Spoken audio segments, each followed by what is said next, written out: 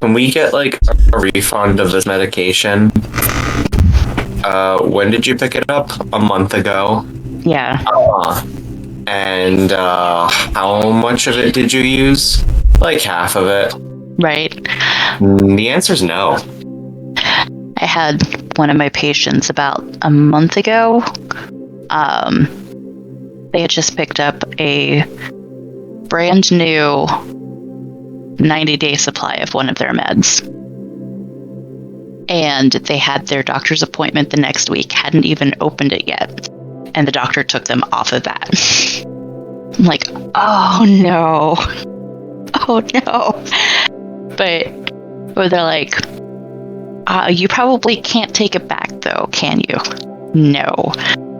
But if the seal is still intact, there are some charitable pharmacies that may be willing to accept it as a donation. Maybe. I make no promises.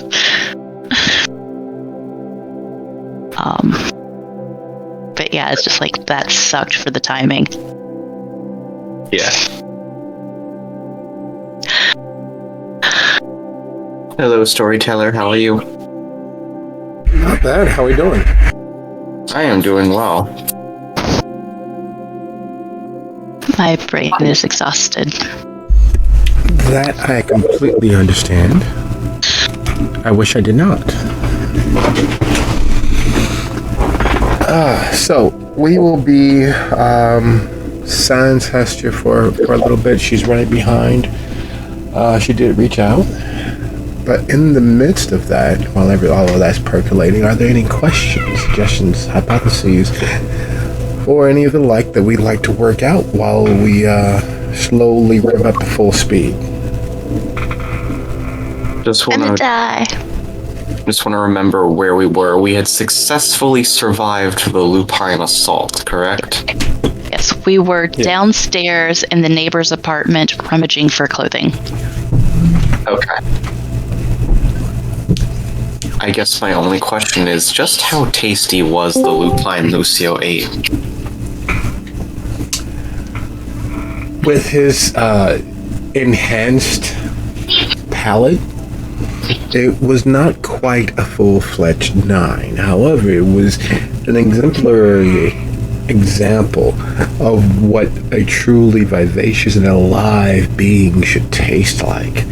The weight of it was just about middling, and there was a hint of fear mixed through with all of that lovely overcharged adrenaline, adding a certain sweetness to it all.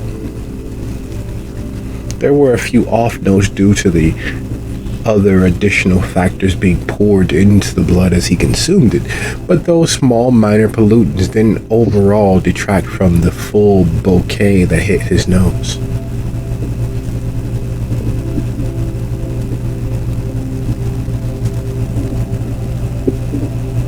In other words, it was tasty. Delicious. Yes, you would definitely have another if you both can do so safely, or even if not completely safely. It is definitely on your, nearly 9 out of 10 would do again moments. And its headiness is not to be under-exaggerated, considering in the consumption of that particular lupine, you were able to nearly completely recharge your health. You were able to summon up your most effective seeming and hunting. Because here's the thing, Lucio is not an ugly, no unattractive individual. He has the ability to blend in with nearly most situations that he's found himself within without standing out too much. And that is a most vital tool for a predator.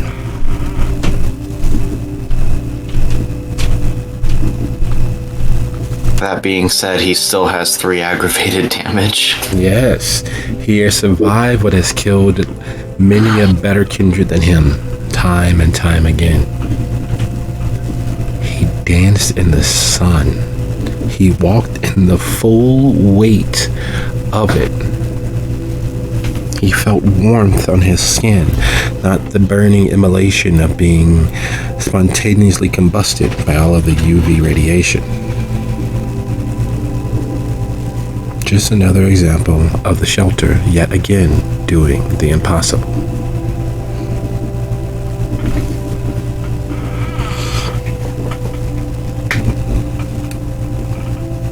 So, aside from physical location, are there any other questions? Does anybody catch up? I did get a chance to get it up today.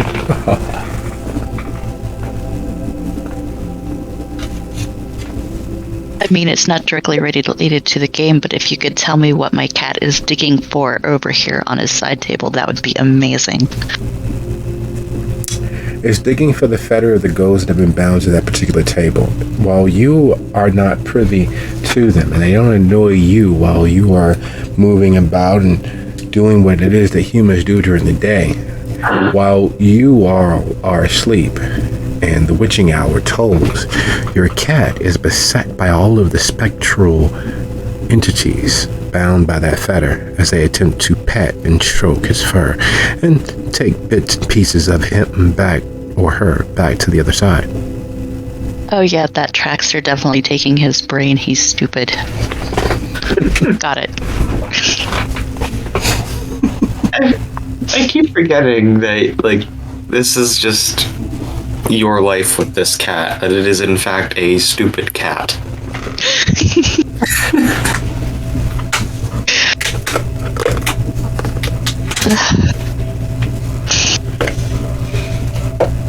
My mom always said, stupid is as stupid does. Have you ever stopped to think that maybe he's not stupid, that he's pretending to be so that you won't ever really be mad at him because you're all like, yeah, he's stupid. No, I'm pretty sure he's just stupid. He once woke up and was scared by his own tail and fell off the bed. I am as ever thankful that you all are here. Does anyone have any actual questions in regards to where we were or what we're heading into? Because while the finding of accoutrements and the like are fairly important, because there's nothing like trying to make it through Chicago covered in blood. The most you can get is about 6-7 blocks before someone, notifies the police and gets them all swarming through the area. Unfortunately for the coterie, they have to travel further than 6 or 7 blocks.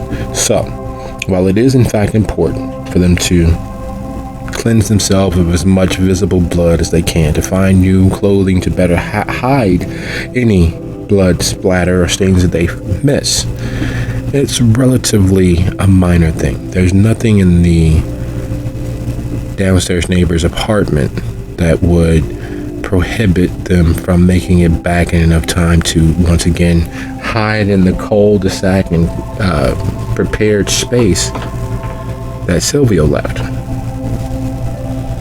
Outside of getting those basic needs and moments taken care of, was there anything that the coterie were attempting to do, say, or otherwise engage in?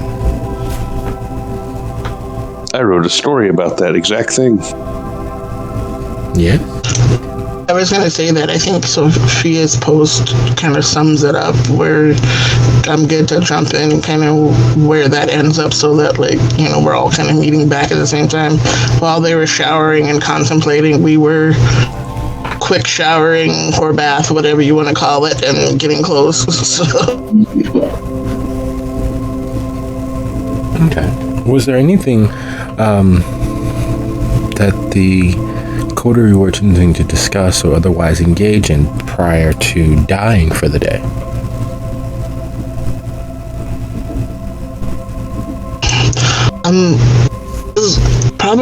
He would probably bring up the fact of how close that fucking was. Guys, I know we survived it, but we shouldn't have survived it. There's like 3 lupines, really? Well, we did Barely made it. we did have some ammunition to help. As it turns out, silver shotguns can really turn the tables. Let's not forget the hero of the day, the fucking meat mallet. All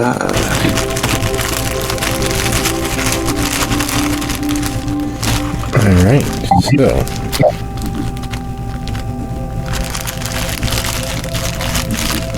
that being the case,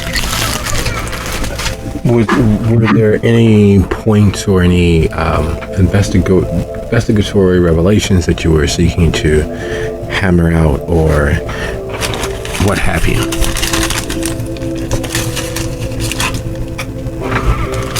Anything? I mean, ever the curious one, of course, sure Hestia is gonna, like, go over the inside of the space with a fine-tooth comb.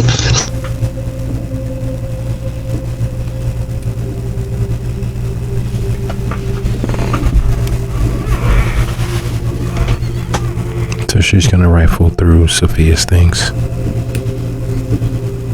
Not rifle, but more like, Yeah. look at the architecture, oh my god, and, like, take note of how this door works and things like that. Not looking through the actual stuff, but just looking at how it's built and set up.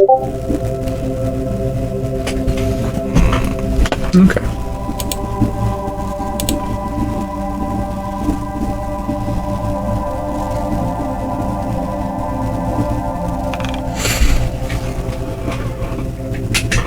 Well, that being Think the on- case, go on. I think on Lucio's part, he was having a moment to himself of trying to, like, realize that, number one, he's still alive. Number two, he is a bit at a loss as to what to do right now because he's been unsuccessful in getting in touch with his sisters. So I think for the time being, what he's mainly trying to focus on is just surviving the next few days and just planning out how exactly he's going to make it out of this in order to try and find them again. So realistically, I guess he's just trying to plan for tomorrow.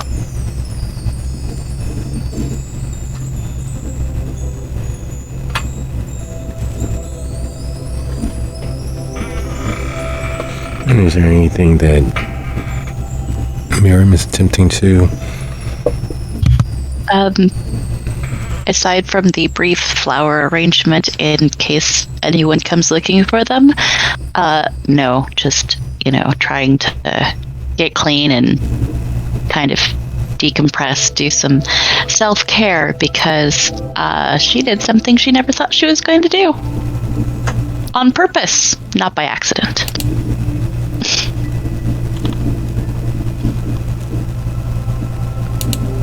Absolutely, 100% fair.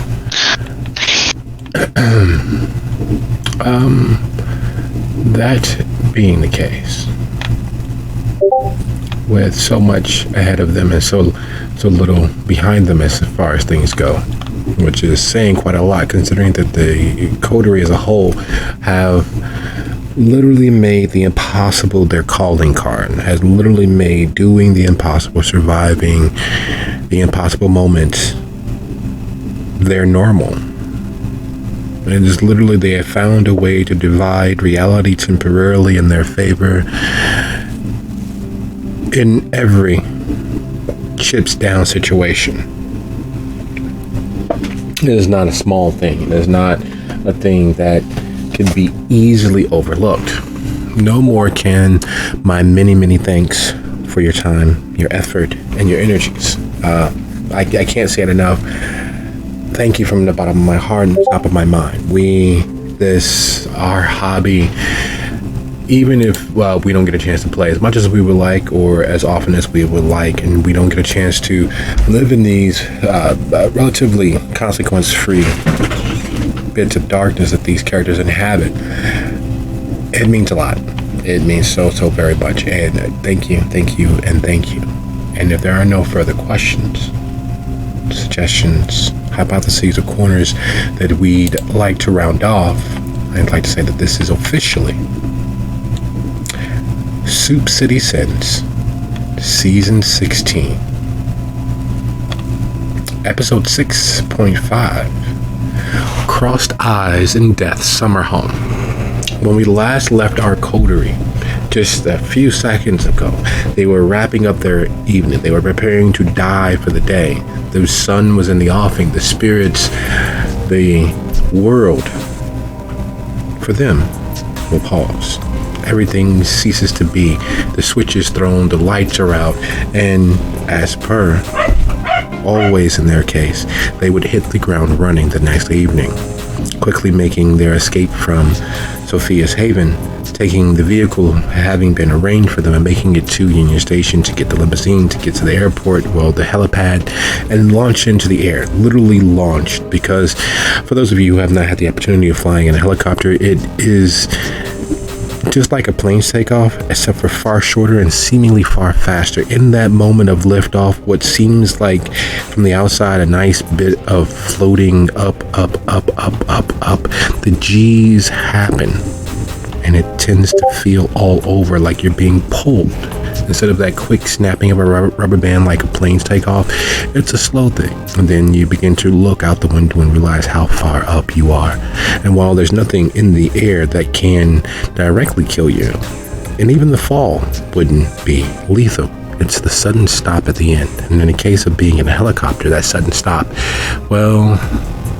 yeah, there's no black box that you can easily remember from your books or your movies or your TVs, that your shows that you've seen. There's no extraordinary safety devices inside. The best you can hope for is to fling yourself far enough away from the plummeting vehicle and hope that it either ends quickly or you land safely and softly enough that you can survive the necessary months of rehabilitation. Those worries are compounded for the kindred, because there's the daylight to deal with. If you are mortally wounded to the point where you can't drag your corpse away, or God forbid you're forced into torpor, the sun will most assuredly finish all that you are. And so as the city floats away beneath you, the night sky looking as if the stars from every nebula that you've ever known or seen have been implanted into the ground. The height of the Hancock building as you're passing it, the clouds causing all sorts of fantasy images to play just behind your conscious thoughts, and the lake there, just there, close enough to touch and see it for what it is, a dark mirror into the netherworld. The flight isn't a long one, but it gives you more than enough time and opportunity to speak with each other.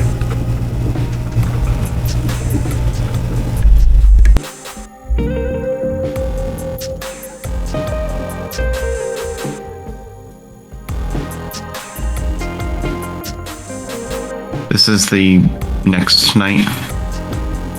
Yes. Yeah. Okay. So, just a quick point of order. May I attempt to heal another aggravated damage? Yes.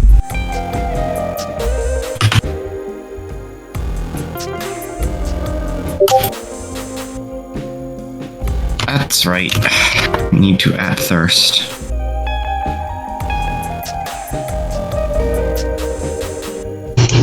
I didn't get any, right? I was like superficial at most.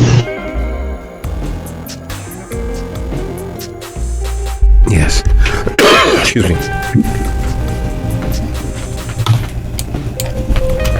And that just kind of heals itself the next night. Or do I have to force it? You have to mend it, yes. And I guess also our rouse check for the evening, right? Yes. Hey, finally, a failure.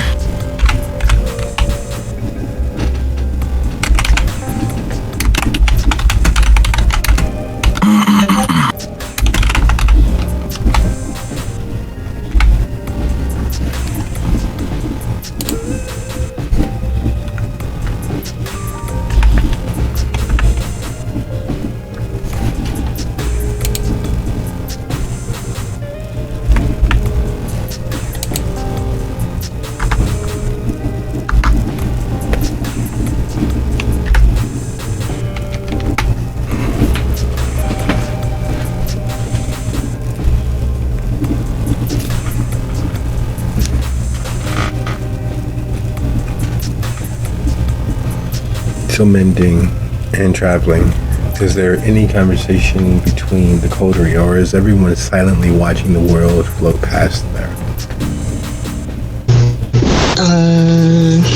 This is a little anxious, but looking at Sophia, so I know this is kind of like a big deal, whatever this is, because you said something about you got summoned.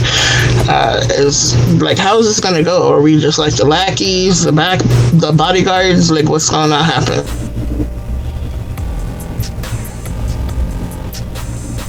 Your presence was requested. For what ends, I do not know.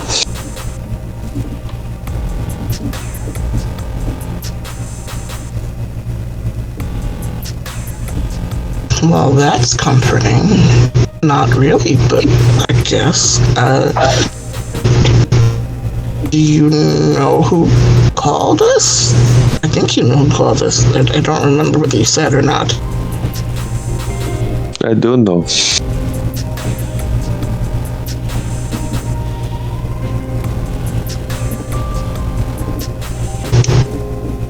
So, if shit goes south, are they lupine hard kill or not even try kill? They're not so powerful, but would be politically, what is the word? I cannot think of it. Not good, I guess, to do so. Yeah, but this is us we're talking about. When have we ever fucking followed politics? You know what shit we've done that we should not have done politically. Just for once, let's try and behave. I would remind you that you are just a thread away from a blood hunt as well.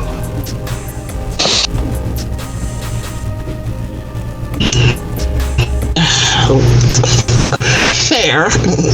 There, you got me there. But I'm also kind of like, we just survived 3 lupines last night, so bring it, bitch.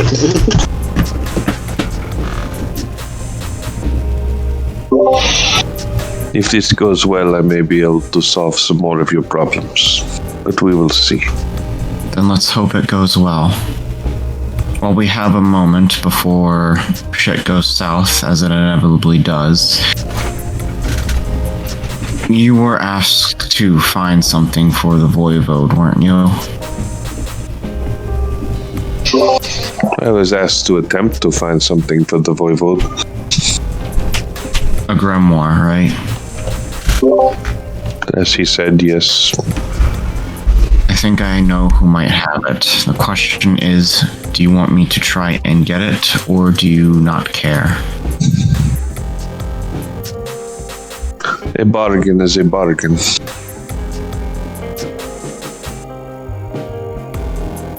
If I can fulfill my end, then I'm honor bound to do so. All we have is our words. You are known to not keep your word. You will find that no one will take your word.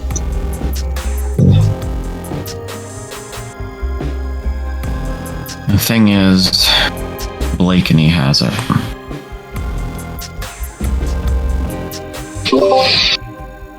Did you not make amends with her? I did, but after what happened, I don't know how things are going with her. You always got some sort of family drama, huh? Yes. Yes, I do.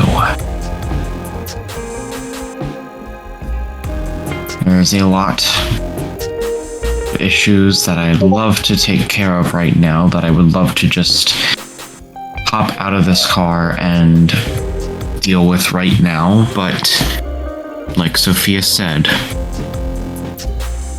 I have a duty now to her, thanks to the boon I owe. And all we have is our word, right? If I betray my word to you, then what does that make me? Very little in our world.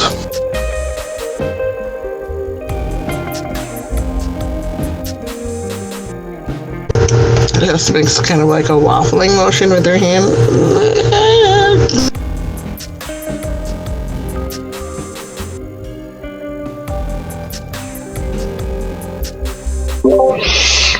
I do not know what you'll see when we arrive, but you will probably see things tonight that you will not see again.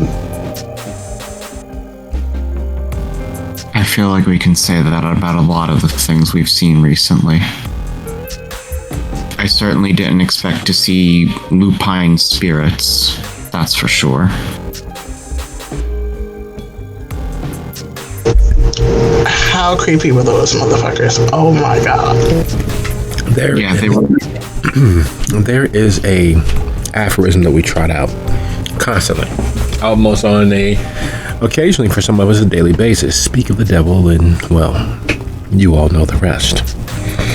The moment you all cross into the airspace surrounding Milwaukee, you feel it. Having been so close so recently with the hot, overly alive, shifting forms of lupine, you feel it. It's literally as if all of a sudden your clothes, your hair, your skin, everything that is not inside your mind begins to reek, begins to have that hot, almost slick, heavy perspiration. Everything in the air carries a subtle hint of fur.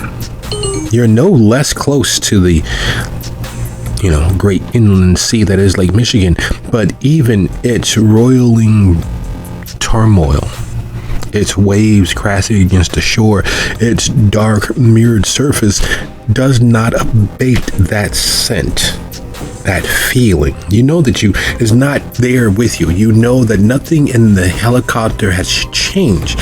You know that neither one of you have suddenly been bitten by a radioactive werewolf and are secretly a werewolf vampire, but you feel it.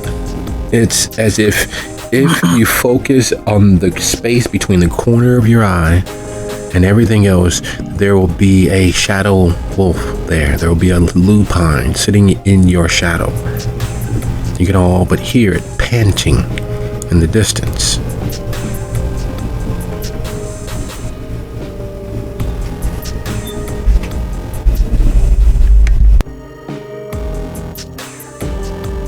I don't like this.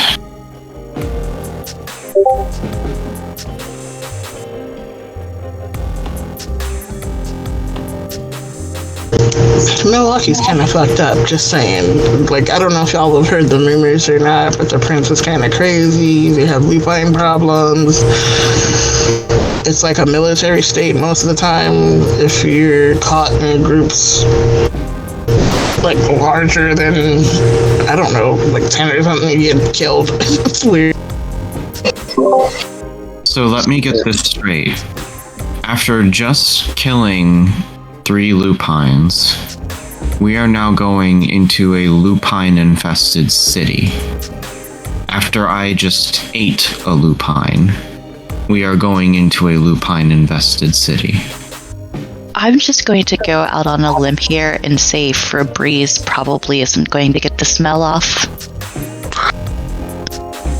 We had already made the dinner reservation before you devoured the appetizer.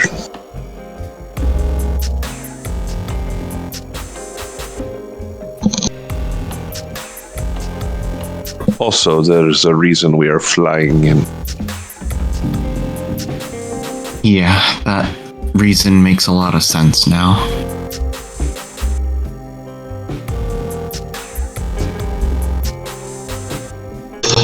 I'm assuming if this goes well, we will also be flying back out because, yeah, no. The return trip is booked for tomorrow. Lovely. So we have to survive at least one night in this city. We've survived worse? The moment that you say that, the Milwaukee horizon springs up out of the dark towards you. Unlike Chicago, they are considerably less wasteful with their evening electricity. So if the building is unoccupied or is not being in use, there aren't any external lights. It's nighttime skyline. You can tell who has third shift jobs or who is manning the, overnight watch, because those are the buildings that actually have power. But they're not just on to be on. They don't change the colors of their skyscrapers for the seasons. Now, if a local team wins, yes, but otherwise, no. And so while it is a teeming metropolis, it seems as if it is, a sleeping dog, or to be more accurate, a sleeping wolf. The least noise rousing it from its slumber. And as you all swoop left, then right on gusts of wind, suddenly out of nowhere, you can feel it there in the darkness. That dog, that wolf, that beast waiting for you to make a misstep as you swoop down and towards the hospital just south of Marquette University. It's a mid-level hospital. It shouldn't have a helipad, but it does. And certain facets of the way that the city runs begins to reveal itself, because as you lower towards that helipad, that barely lit, clearly visible helipad, even from this distance, even from this height, you begin to notice little things that you would never expect. There's a telescope over there. There's someone standing on a rooftop with binoculars there. There's people, beings, entities watching. Just watching to watch, or watching for God knows what. And as you get closer to the helipad and the helicopter slowly begins to settle into place, you begin noticing all of the security cameras. Even from your position on the rooftop, you can tell that much like Chicago, Milwaukee has security cameras, police cameras, speed cameras. Though unlike Chicago, and being as you are not a native, they don't seem to make much rhyme or reason. If you have a camera on that corner, why do you need one exactly one block over? That camera can see in nearly 360 degrees for up to a quarter of a mile. Why would you have so many so close together, catching every angle of every being?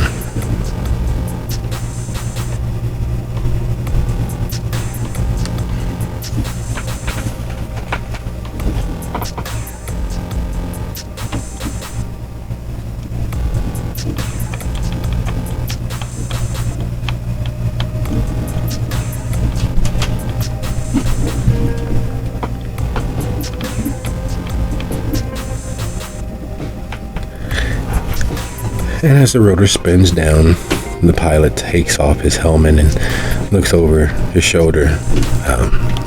There'll be someone waiting for you all downstairs.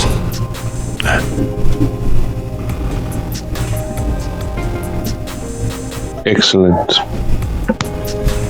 And Sophia will smooth out her outfit and give herself a once-over real quick and head that way. Regrettably carrying her own bags for probably the first time in decades. You mean you're not ordering Lucio to take them? I was just about to say.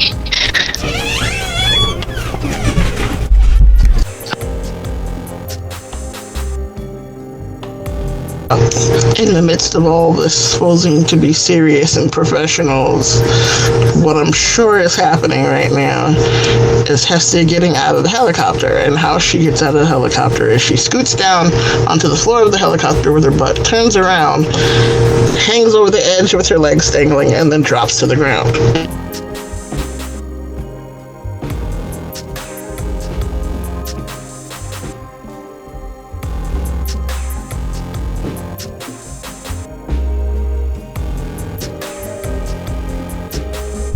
There is a certain amount of less than manageable charm. There's the usual at this point when it comes to Hestia moving from slightly heightened locations. In the doing so, while you all wait for the small bit of trundling,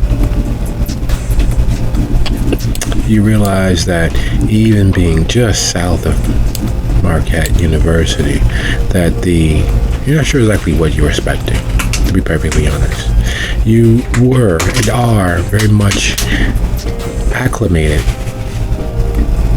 to Chicago. Even with all of your traveling, even with all of your traipsing, you are accustomed to the urban environment. And while Milwaukee is an urban environment, the buildings aren't as tall. The blocks, you're sure they have the same number of buildings, but they seem sparser, seem built smaller, squat, and fewer together than in a city. Heading downstairs through the mostly abandoned hospital. Any hospital of this sort that had a high enough ranked trauma rating to need a helipad, the place would be teeming even at this hour of the evening. You'd hear the constant sirens of ambulances arriving, or codes being called, or security officers traipsing the floor to make sure that the violent patients don't mix with the non-violent patients, to add an extra layer of theater of security, theater of protection. You don't have any of those. You pass by 3 nuns in their casual habit. They don't have the full wimple. Some are wearing the little short miniature versions of the wimple, and it's homespun. You've never seen a nun in jeans before, but yet you pass at least 2 of the 3 were wearing actual jeans. They smile and nod and continue on their way, not paying too much mind to whatsoever, because after all, any person who's in this building clearly has a reason to be. You aren't stopped or accosted with, "Hey, where are you going?" Not so much as even that. Just a wave, a nod, occasionally a smile or 2. And before long, you're out front of the hospital. There on Bellevue Place, there's a church to the east, Epicos. There's a slew of apartment buildings directly across the street from you, facing the south side of the street. And that unmistakable hum of traffic that you expect whenever you're outside, whenever you're in the open at home, isn't as loud. There aren't as many voices in the night. And instead of it making things easier on your psyches, it makes it harder. Because while there aren't as many human voices, while there's not as much din and racket, not as many sirens in the distance, not as many noise and those that make them, there is the overwhelming feeling as if you are being watched. As if somewhere out there in the dark is something with amber eyes and a taste for kindred flesh.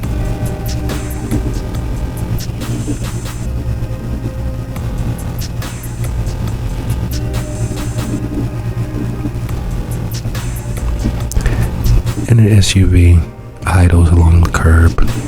The moment you guys step outside, the young lady behind the wheel steps out, puts her hat on and moves around to the passenger side of the vehicle, opening the back door.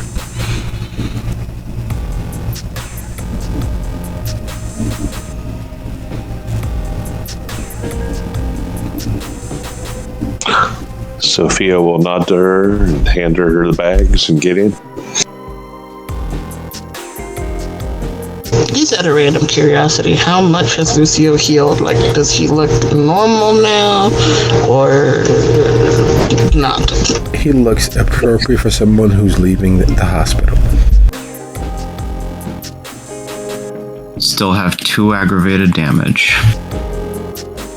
And as an aside, Lucio is throwing up heightened senses. If he has any feeling that something's watching him, then he wants to see if he can pinpoint whether or not he's actually being watched or not.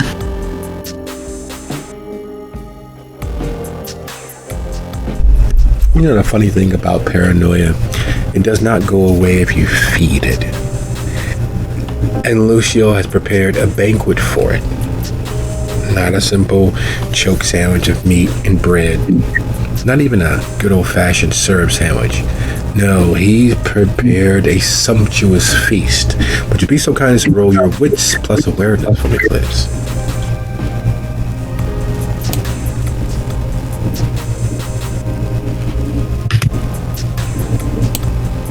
Awareness. Would a specialty in concealed objects apply? Oh, yes, definitely. Because most things are concealed.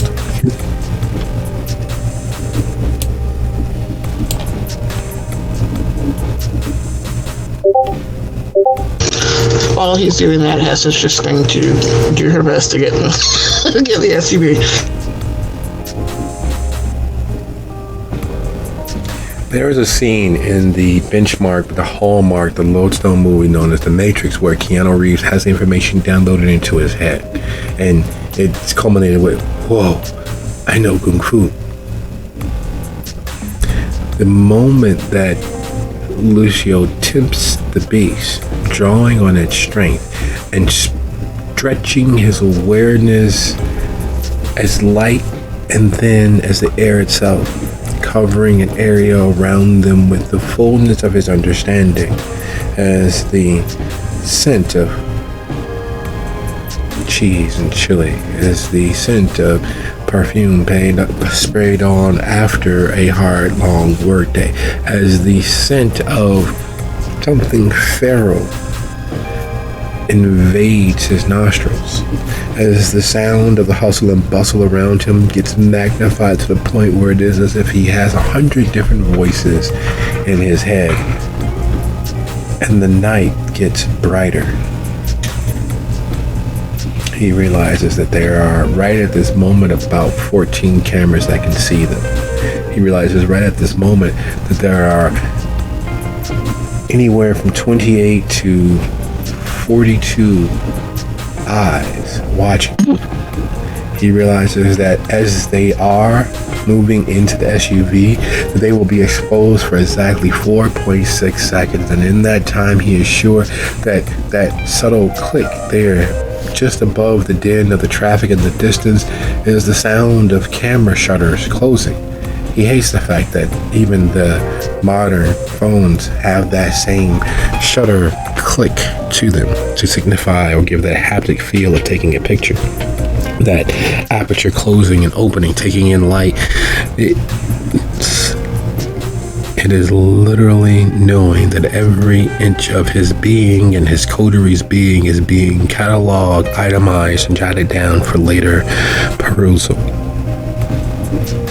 You can almost hear the drums going up in the distance, like some old 1950s movies where the natives are drumming, communicating one to the other, letting them know that the army is moving in, that there's something worth taking a look at happening over here.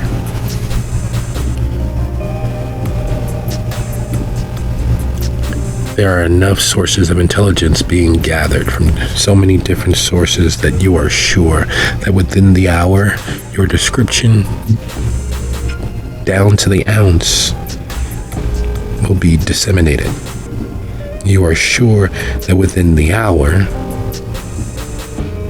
someone will have run a credit check, an education, an employment search. You will be cataloged and itemized compared against all of the unreported, unsolved cases in the last few centuries. You have never felt so exposed as you do in this moment.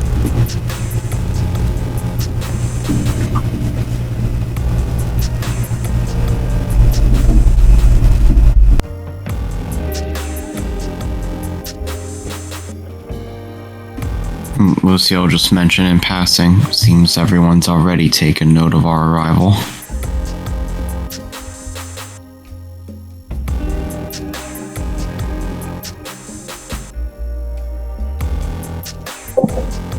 Milwaukee is a fun place.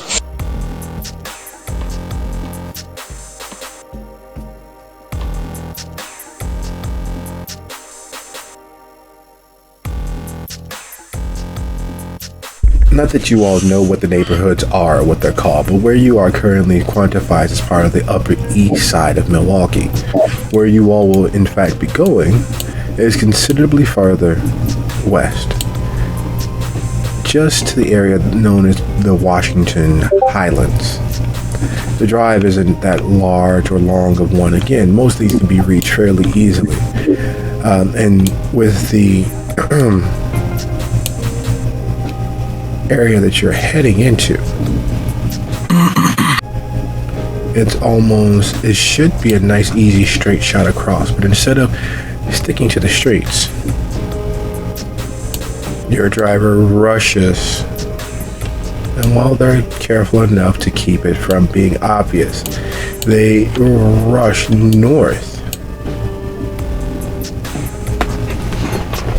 to Shorewood, the expressway, to 190, taking that all the way as far as you think that there is possible for them to go over to North Wauwatosa.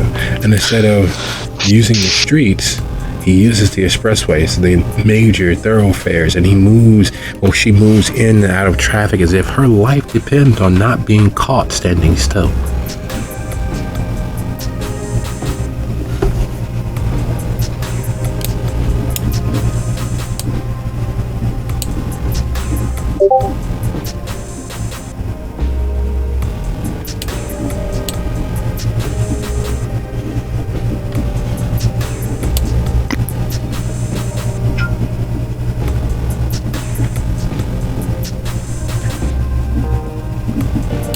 Is everything okay? Yes, everything of course is fine. Unfortunately, your itinerary wasn't exactly filed with the correct authorities. We must have you where you need to be before we are intercepted. Intercepted. We'll make sure to address that when we get where we are going.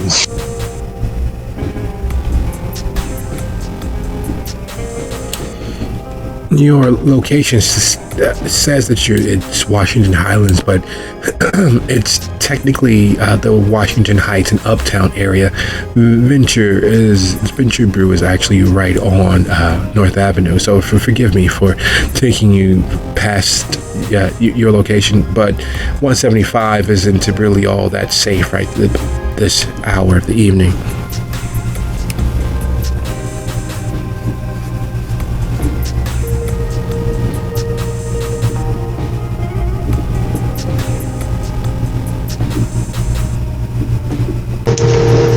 Yes, looks kind of Sophia.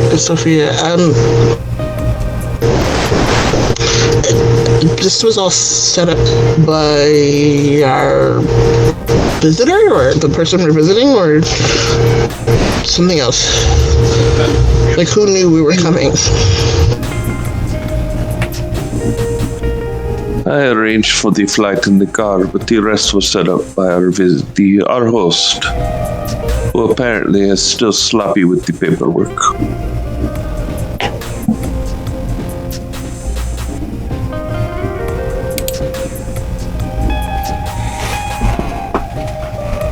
Moments later, you're passing North 56th Avenue, and instead of it dropping you off directly in front of Venture Brew, which is passing you by in 3, 2, 1, it's gone.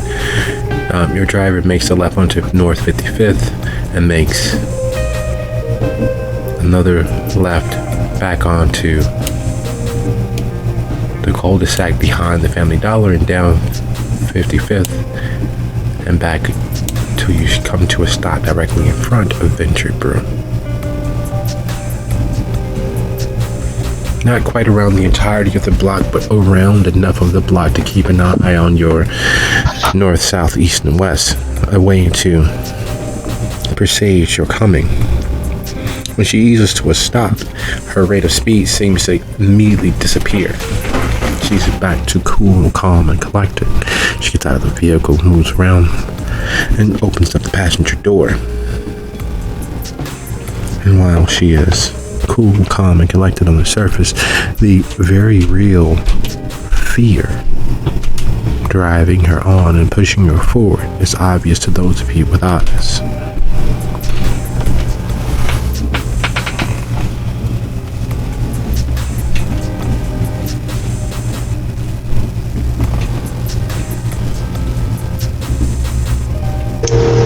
Scoots towards the edge of the seat to get out, and then kind of like hops down, but then looks up at the driver. You never said intercepted by what? Does it matter intercepted by what, or is it just bad? Intercepted is bad. I take it that you haven't visited Milwaukee before. We are, even for a dignitary such as yourself, prey to all of the risks that entails. If we were lucky, we might be intercepted by one of the Anubi. If we were unlucky, we might be intercepted by things less honorable. At least with the Anubi, they might take us before Prince Decker. If the other things out there intercepted us, it is a very good chance. Well, enjoy your visit. And she moves to the rear of the vehicle, removing the luggage and bags.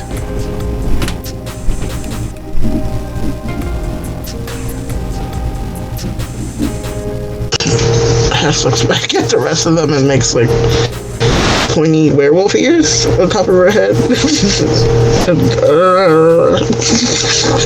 and like thumbs at the other person. I guess we should go inside.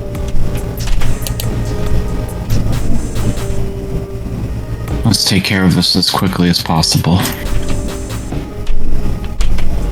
Great.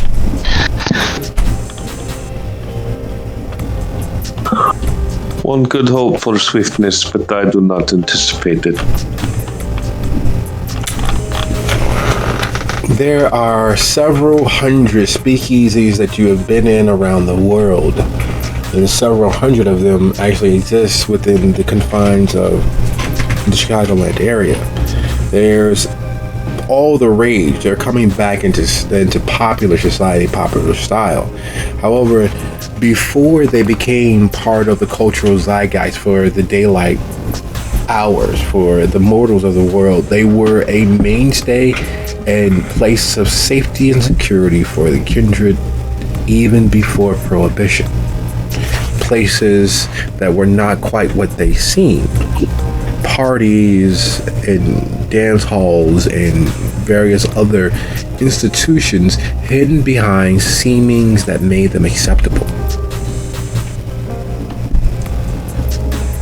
Bookstores, coffee houses, diners, haberdashers, tailors, dry cleaners, all sorts of mundane things that hid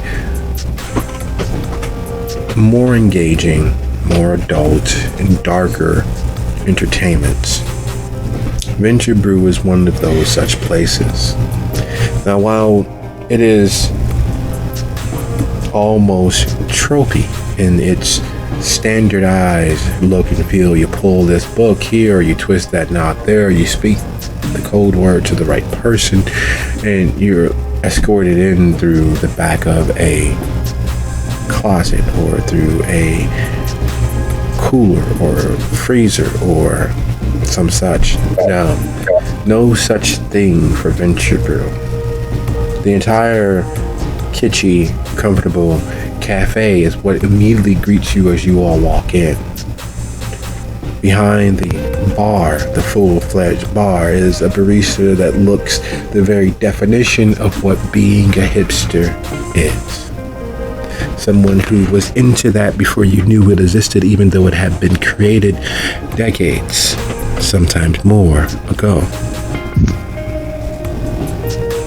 The tattoos up the right arm signifying that there's just a chance that they may be as close to a legitimate fan of a bygone era. While you all no longer have the ability to get tattoos, it very much still is Miriam's business. And these were hand-tapped. These were done in the old ways. These are borderline scarification, because if you run your fingers over them, you are sure you will feel the raised ridges of all of that ink having been tapped into place. You know, someone skillful, someone who had an eye towards the overall whole, not just a group of tattoos in here and there, or just chosen off of a print sheet for what a sleeve should look like. No, these were designed individually but melded together, so as a whole it presents a story. It is the story of the deluge. It is the story of Lucifer's fall. It is the story of the creation of the world, and is done in such a archaic style that it takes a second for all of that illusory imagery and that story to unveil itself. It begs you to stand still and read the story that's tapped into his skin.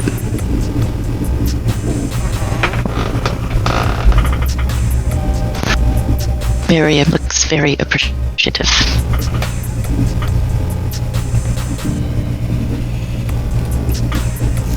You all don't look like you belong. Might I interest you into a tea latte?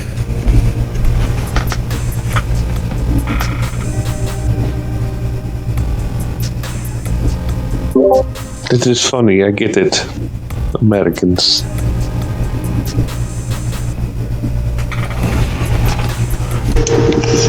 Cashier, is there TP, like toilet paper? Why would you want to drink toilet paper?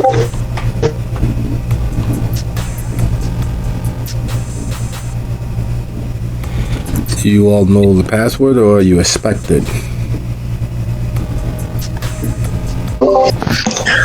I believe you can tell her we are expected.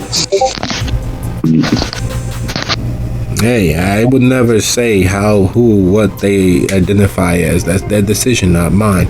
But mind your feet.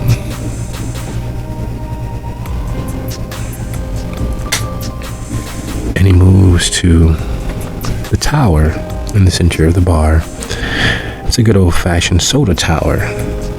And he pulls the lever. And you expect the floor to open up. Some hidden trapdoor that'll send you down a sliding chute into the nether, landing hopefully softly on some pillows or maybe a couch even. But no, you hear gears, but only because Lucio's senses have been heightened to the point where if a fly decided to burp in his ear, he'd get annoyed. You hear the gears rolling softly over themselves. And the entire wall behind him and the bar pivots. You all are just far enough from the bar to not be struck across the toes. You are just far enough from the bar to watch the magic of it happening. If you weren't already dead, it's a good chance that your heart would stop beating. Because as the wall opens and the bar turns, it happens so smoothly, as if it has always been open, as if that doorway into another world was always there. Inside, the walls are darker. There's a subtle hint of cloves or something else fragrant being smoked. And the soft strains of acid jazz are gently lilting and bouncing off of the surfaces around you.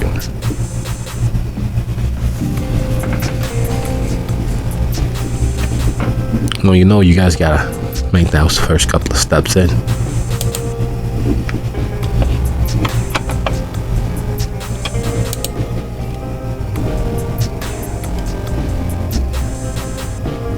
Of course.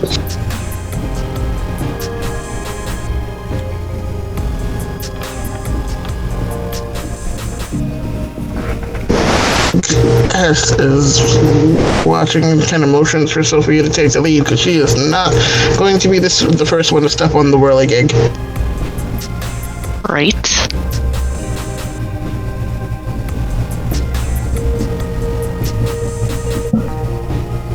Sophia will go first. She figures it can't be worse than last night. Oh, but it is not anywhere near as worse as last night. Because the motion that you experience as you move through, everyone has a high wits and awareness. There's a good chance. Would you all be so kind as to go ahead and give that a roll, your wits and awareness, and if you have either blood sorcery or oblivion, add that into your roll. Your DC is 3. Wits, awareness, and oblivion? Yes. If you have it. You may not. Oh, hold on. That's a lot of dice I need to add up. Hold on. And does the concealed objects apply or no? No. Okay. Makes it a little bit easier.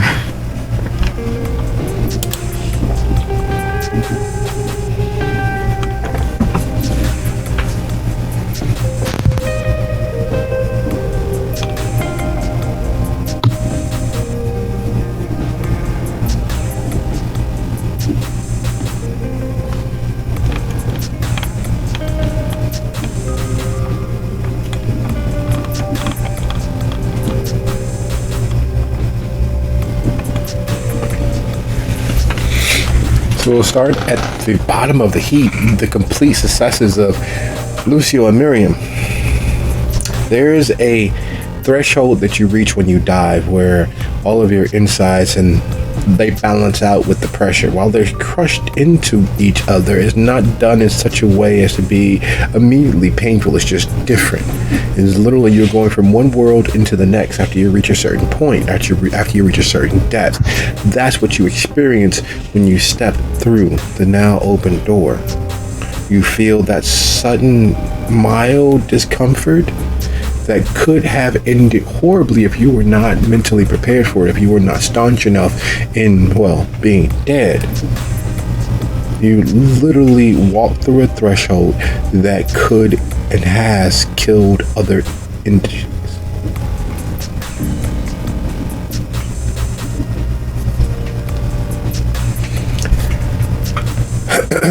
Next on our list of those aware,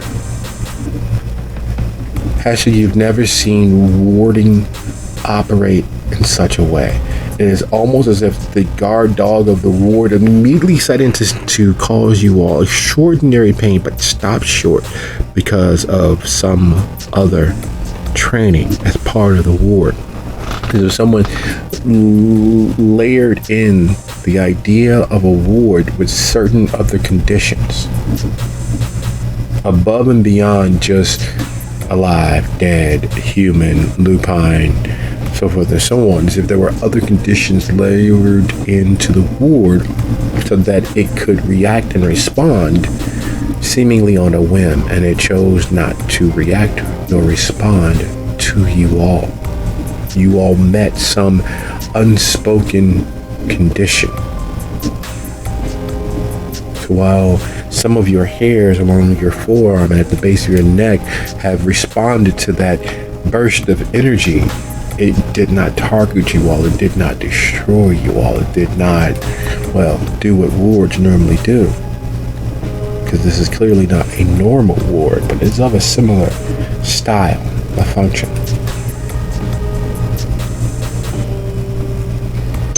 She is absolutely gobsmacked and looking around, like trying to see if there's any sigils or anything that she can just like quickly absorb.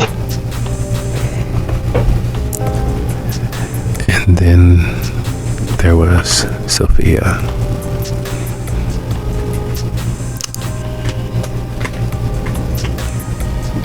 There are places in Venice that seemingly have a mind of its own, while most humans and lesser members of the family really chalk it up to spirits, ghosts, specters, and the like.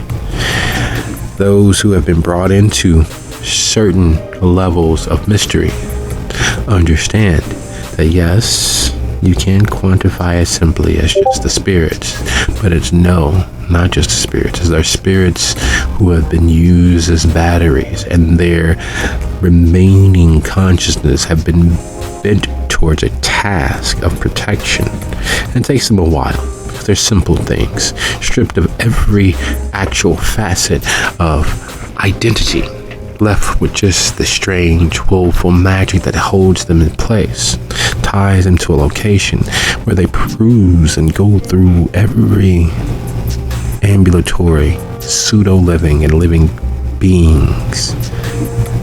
So, they weigh, they measure, they catalog those that will die and those that will not die in this moment.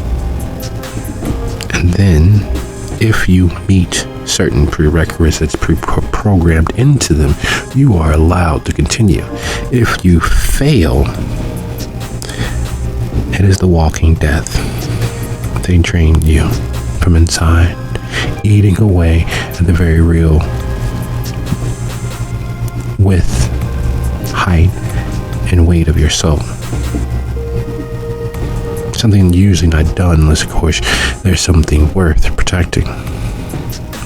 While the jazz is good and you're sure the musician is very highly trained, you doubt that the speakeasy is what they're actually protecting.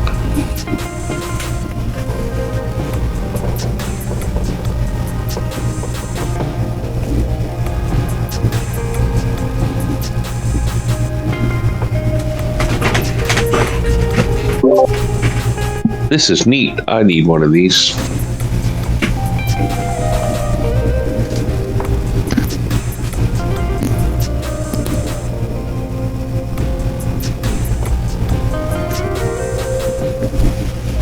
Miriam will not suppress an obvious shiver and make a statement. Why does it feel like I just walked over someone's grave, or someone walked over my grave, rather? Yeah. Because you did. Good to know.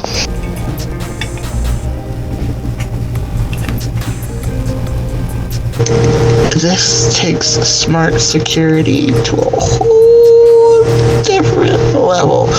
It's like so cool.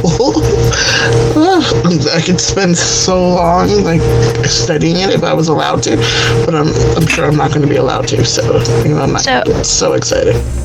So if we literally just walked over people's graves, how do we know that they're not attaching themselves to us? Is that a problem that we have to watch for again?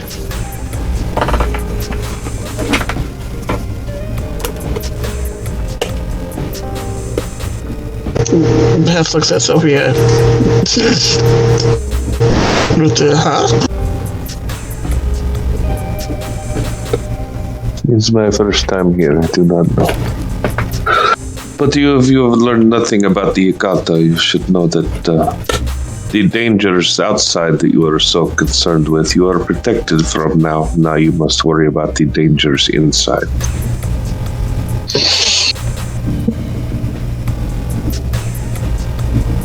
Lucio, your eyes are still up.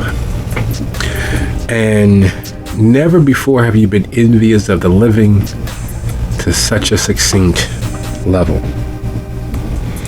You can fake a smile. You can fake warmth. You've seen many kindred and even humans do so. You were never the kid to go clubbing. There was not much in it for you. What, get drunk, lose control, do something stupid that your friends would probably film, or worse yet, put on AOL Messenger? No, that wasn't for you. No, not at all. That level of reckless abandon and youthful indiscretion was not something or a phase you made it into. While you're accepting, because for the most part, despite their vocal and activism, Stella and Faye are mostly homebodies. Either they're going to go do something, go to work, or they're generally back at home, resting, relaxing, and doing what it is that, well, Faye loves doing. You are sure that kid will end up going into agriculture just to learn how to genetically modify and grow her own special strain.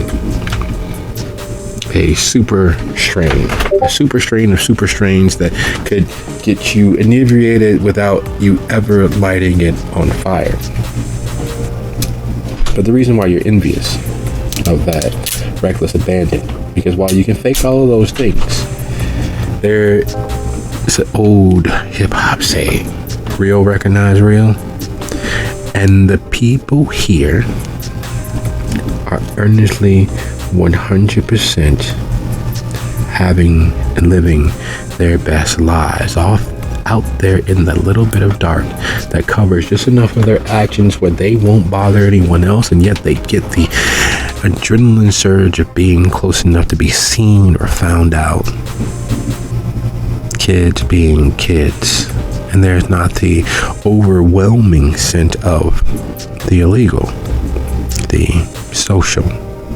There's not puddles of vomit. No, these kids bother to get dressed up in period attire, costume. These young humans manage to do what you were never able to. Really let their hair down. And the scent of endorphins wafting off of them, the scent of all of the pleasure chemicals that the body produces, is 100% authentic, and it's vibrant and filled enough that it's filling your nostrils with all of the youthful indiscretions and pleasures that you didn't get a chance to enjoy.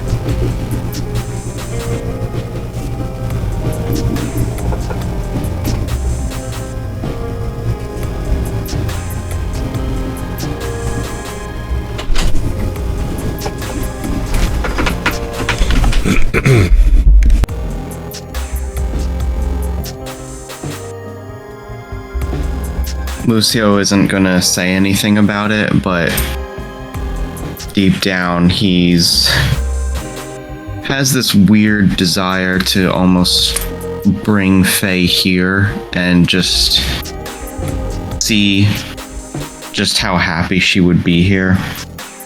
But he's gonna bury that thought for later. Right now, he's here for business.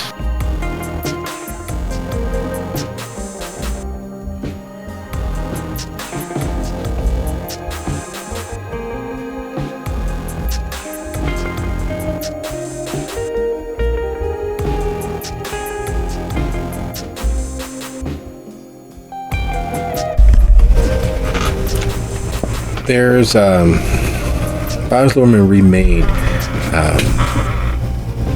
The Great Gatsby, and there were several scenes where it was just reckless abandon. It was hedonism to the heights of just giving yourself over to the party, especially because no one needed to foot the bill, because, you know, Jay was footing the bill. A party of the century every night. That's roughly what you've all walked into. And instead of it being solely because of some altered or chemical anything. You're expecting to see hot and heavy petting and spilled beers or sloshed wine or God knows what, maybe someone in the corner indulging in a little bit of needle play. But instead, you see people smiling brightly. You see them touching each other as if they haven't touched anything else worthy of their time or attention in forever.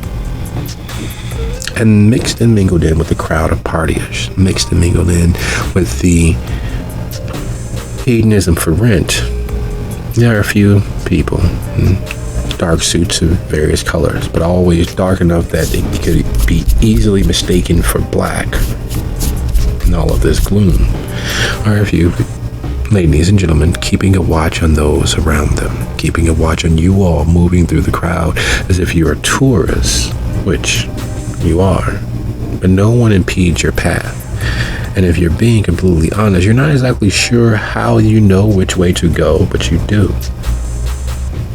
Across the main floor, to the back stair, up to the second VIP level, across the VIP level, and down the long glass hallway.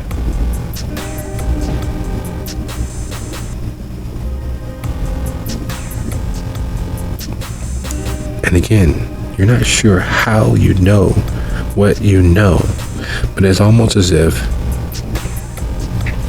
while you were dead for the day, someone stood over your body and told you the directions, beginning to end. And every time they got to the end, they started back at the beginning, slowly, mentally programming you so that you would wake, you would rouse and rise and know exactly where to go.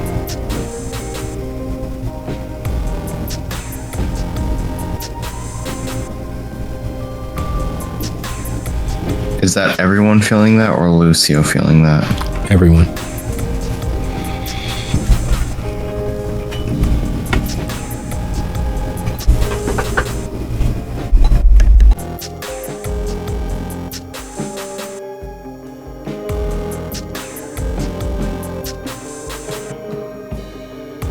Lucio is definitely going to be waiting on Sophia to make her move then, because this is, strictly speaking, this is her show, and him stepping ahead of her is probably not going to look good.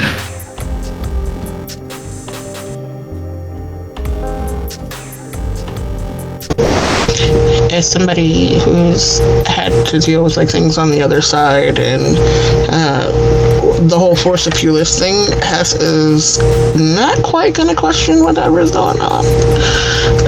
It's like, pick your battles. So she is not picking this battle. She just rather get to where they're going so they can be done and get back home.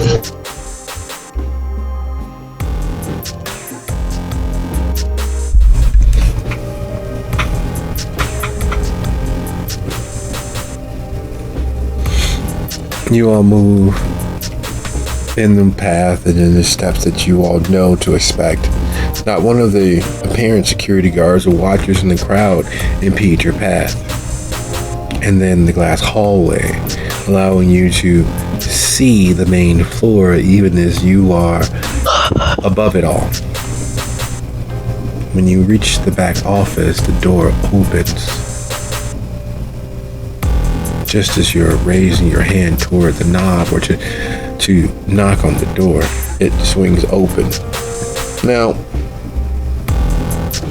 it's long been one of the many facets for the coterie to notice the familial connection or ties, the small resemblances between Lucio and Silvio and Arsenio and Lucio and even Hugo and Wosik and Mama Cass and her twin, and all of that flies out the window. There's no one that could ever, even with all of those small, superficial, familial resemblances between all of the aforementioned and Sophia, if you did not know that Sophia died last night in her haven with you all, you would suspect that she has called one of her clones home. If you did not know that Sophia has been with you every step of the way, you'd believe that she split herself in two, with one donning a costume of sorts. The clothing that the young lady behind the desk is wearing is sufficiently valued enough that you all feel yourself going into debt simply being within close proximity of it. The Sophia behind the desk, as you cross the threshold into a room, you can see that there is a small bit of age difference around the eyes. The Sophia behind the desk, her eyes are completely dead behind the glasses that she wears. Sophia behind the desk doesn't bother to rise. No greeting of warmth of, hey, it's good to see you. It's not even an acknowledgement. She waits. And it was clear that before the door opened, she was thrumming her fingers, counting the seconds and measuring how soon you would arrive.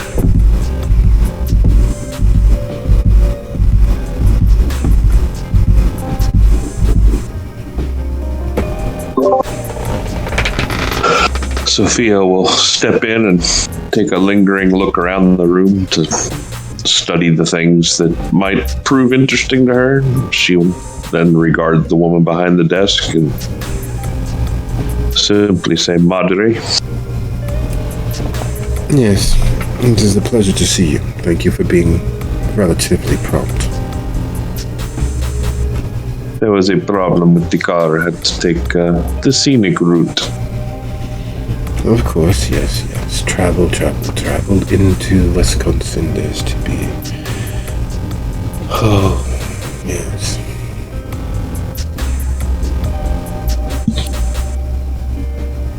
I suppose introductions are in order. It would be the polite thing to do.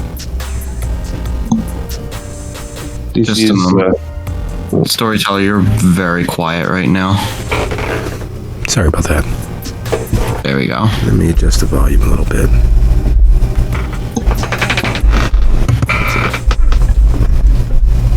This is Hestia and Lucio and Miriam of Chicago. And this is Fiorella Rossi. It is still Rossi, yes. For the rest of this particular short lifetime, yes. I'm thinking that my next mask will have something considerably more Anglo to hide our heritage better.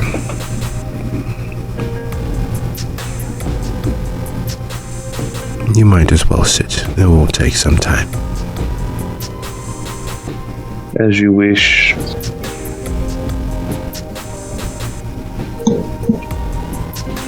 She looks toward the door and frowns. It's the only affectation she takes in the moment, and she fixes each of you with a discerning look, starting at the shoes and working her way up. She doesn't shake her head or roll her eyes or quirk her lips. It is clear that you add up to exactly what she expected, and she moves on to the next. Even though we stole the rich neighbor's clothes from downstairs, what? Yeah, but they're not tailored perfectly to your form.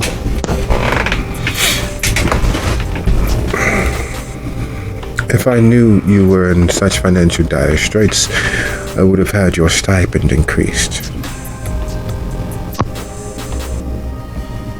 If you are going to outfit your associates, your playthings, you should at least do so with... Well, no need to belabor that point. They, after all, reflect you as you would like to be seen. They are old enough to dress themselves. Are they?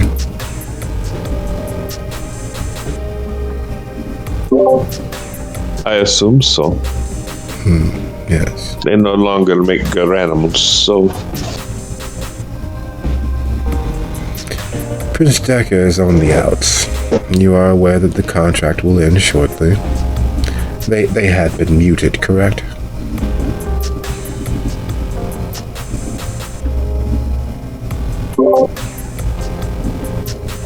I'm sorry, what? They've been. Out of character. She's asking, are they part of your retinue enough to discuss? They are indebted to me. They have been helping me in many capacities. Yes, they're the favor you called in for. Excellent. I can't say that I didn't expect Silvio to allow his standards to fall sufficiently to allow such as these, but time ruins all things. Prince Dacker has had enough leverage placed against him due the Church of Set that we might be able to staunch the flow of energies to their portion of the God Machine, which would allow us to take the city as our own and control the ebb of flow into the Castiglione's realm.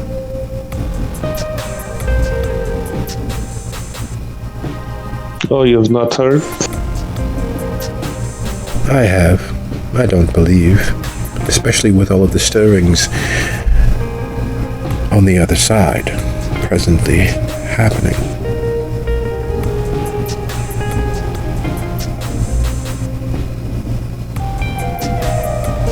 The stirring is the rabble rousing that he is doing from his new position. Hess is kind of watching them back and forth, kind of like a tennis match in her chair, but then every time there's a slight made, it's taking her a lot of effort not to snap or like come back at her like, who the fuck you think you are? She realizes this is a dangerous situation, but it's really hard not to, so she's kind of like, if Lucio's paying attention, or Miriam, she's kind of like sitting on her hands, but her fists are still clenching and unclenching.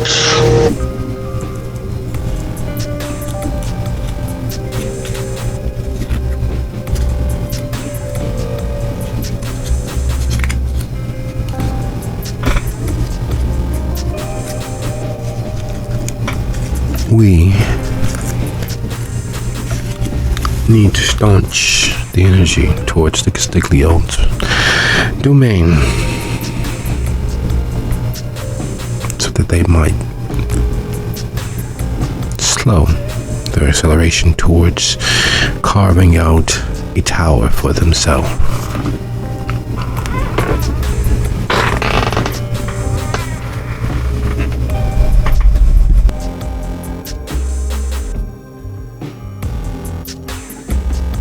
Well, which is it? Do you wish to stall the Castigliones, or do you wish to staunch the energies flowing into Chicago? Why do you believe they are mutually exclusive? Because the Castigliones no longer control Chicago. Not physically, no. And until that nepotistic member of our extended family rises to the occasion, the Castiglione and Tories and all of their disparate bastard children are still running around the city. They're still pulling strings, and they have not relinquished any of the control, meaning their heirs and their heirs of heirs are carving up their kingdom while still keeping the same name, because it still carries weight. It still has authority. They will be brought to heel. You always were one for collecting strays and useless ideas. If they are not brought to heel in the now, then they will not be brought to heel in the future. Only a fool wages war and then seeks the victory, instead of already having the victory won and then seeking the war.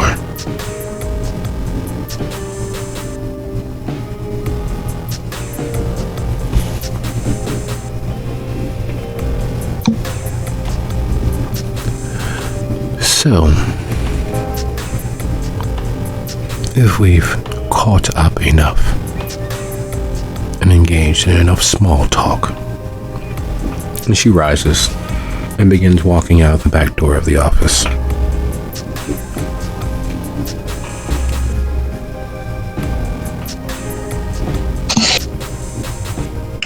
Sophia will stand and follow, I guess.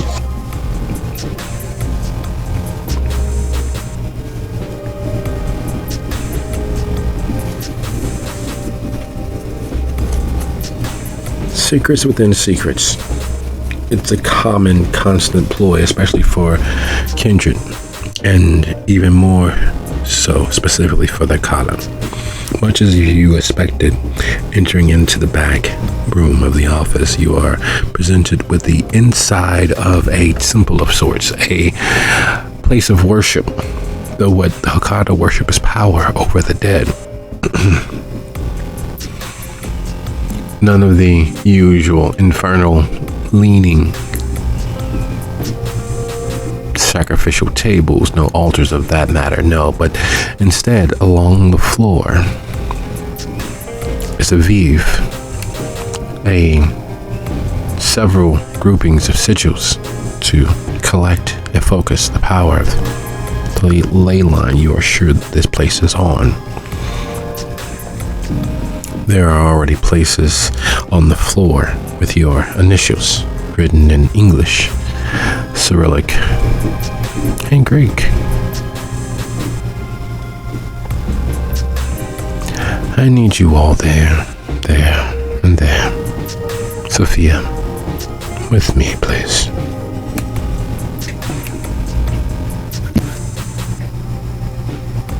Can I discern what all this is intended for?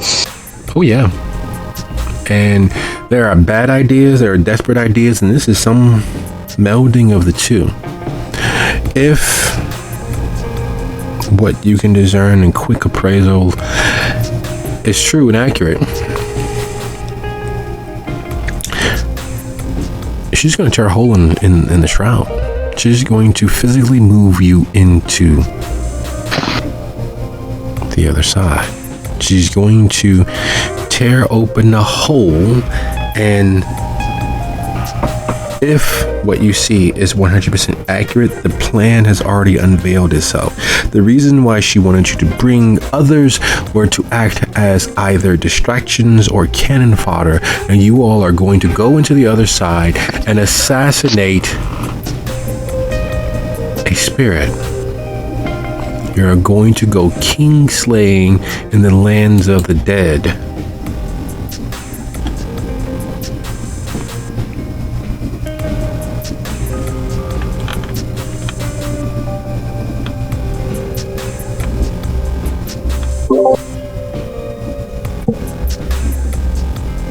I see we have tossed aside the scalpel in favor of the chainsaw here.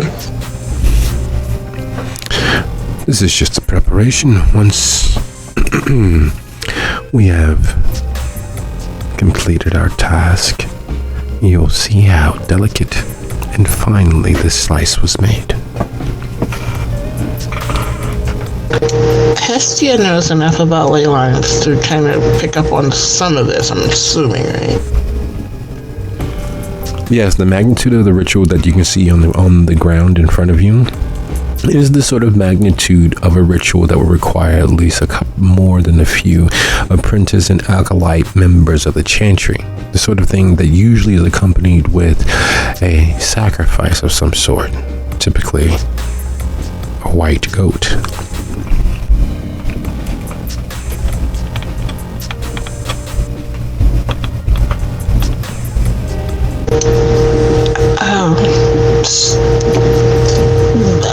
And you might think I'm being ignorant or stupid or poking my nose where it doesn't belong, but I know enough about this, she's motioning to the floor, to not go stand in that spot. I'm a Tremere. This is no. No one is perfect. But please, there. Thank you.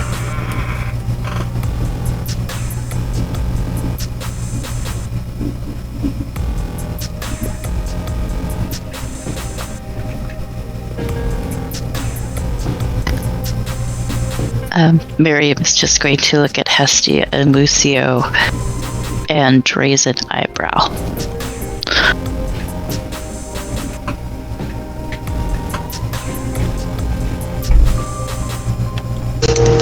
Unless you want to be a sacrifice or a battery for some whatever the fuck this is, I wouldn't do it. But I guess it's up to Sophia because this is her thing.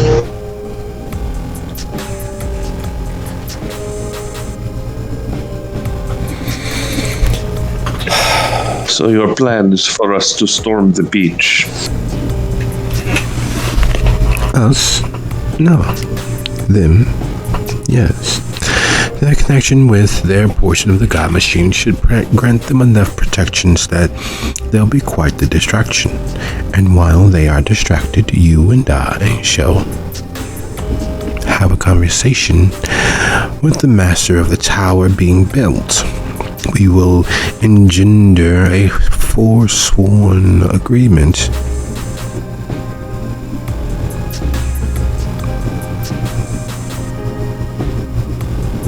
One way or the other.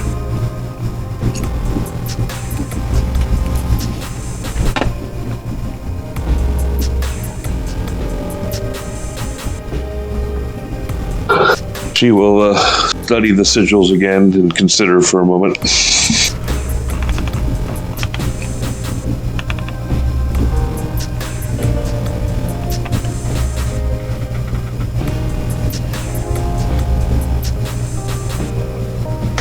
And assuming that other than the sheer blunt trauma of the plan at hand here, she will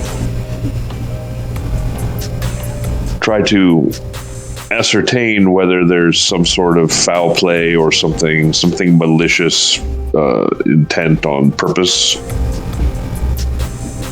Yes. Yes, there is. Everything she said was true, though not detailed. Yes, their connection with a portion of the God Machine would provide them certain protections. It would also act as the beacon to those certain protections. Well, much like a snowball being dropped into a deep fryer, the matter will settle itself. And you remember your conversation with a Mr. Alphonse.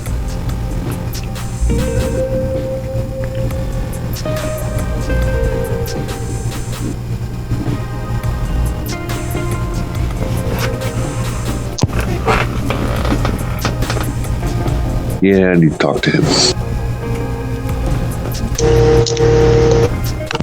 And the idea of this all after last night, not a good one. Not a good one. You should not go to the other side. Why? It's not like you guys accidentally doused yourselves with pheromones for the spectral, filled with the scent of some of their greatest foes. It's not like you killed a lupine or compounded it by ending the life of more than one. It's not like you have a member of the two clans or sects that delve in and exist through the very real stuff of the other side, the very heart and soul of oblivion, making it far easier for some to invade their space. It's not like that's the case at all, right?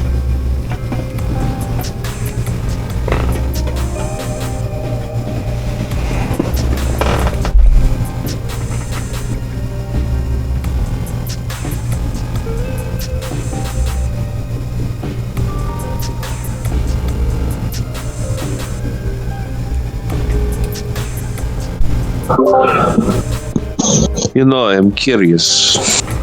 You always were precocious. I know that we know each other hardly at all. You did not raise me. Yes, but I kept watch from a distance, as is our way.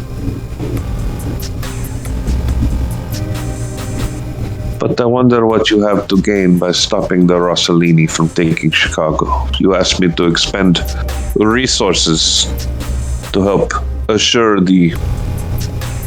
our family's prominence and to build the God Machine and the shining jewel of the Camarilla. Needlessly, there are other ways.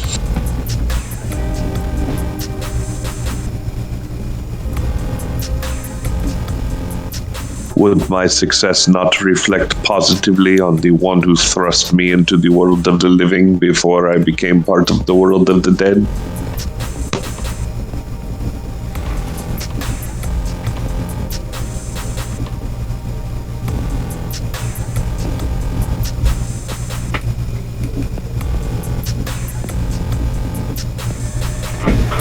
She takes a step closer, meeting your eyes.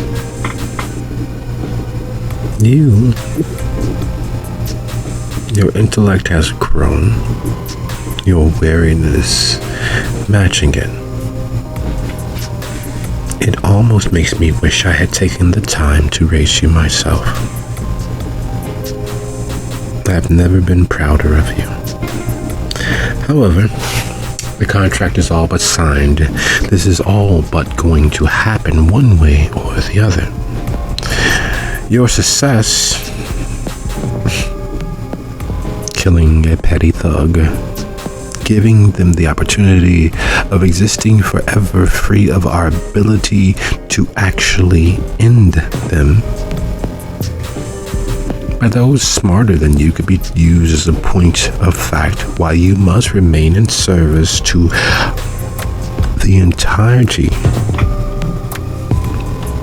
of our family until you learn to see the larger picture truthfully and honestly, not 2 steps too late. Because if you were as smart as you believed, you'd know that this is a foregone conclusion the moment you crossed into Milwaukee. I've only arranged for your safe passage,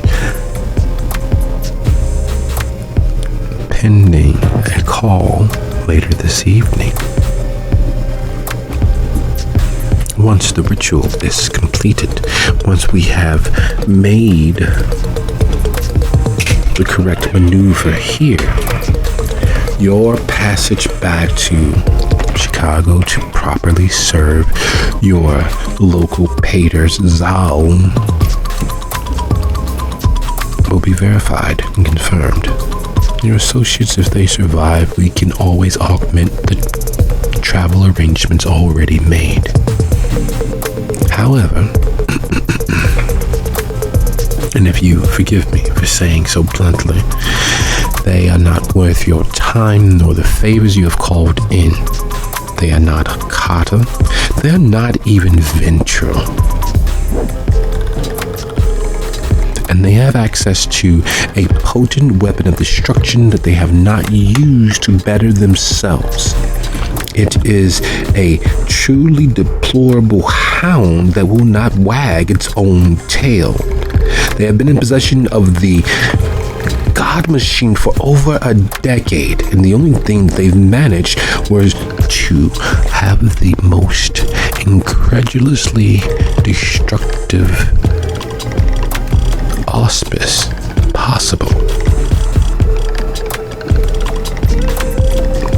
They are lowering your stock, your value, which vicariously and incidentally affects me, and I will not be connected with a failure. So, here, please. Then what a miserable existence you must serve, Mother. I have always eclipsed you, and I always will eclipse you. Zal will not sit on the seat, for Zal is all the things that you have just accused me of. She scrambles for table scraps. She does not see the big picture. She is not bold enough to control a God Machine, let alone build one. I will sit Pater of Chicago, And you will back me, or you will regret it for as long as you exist.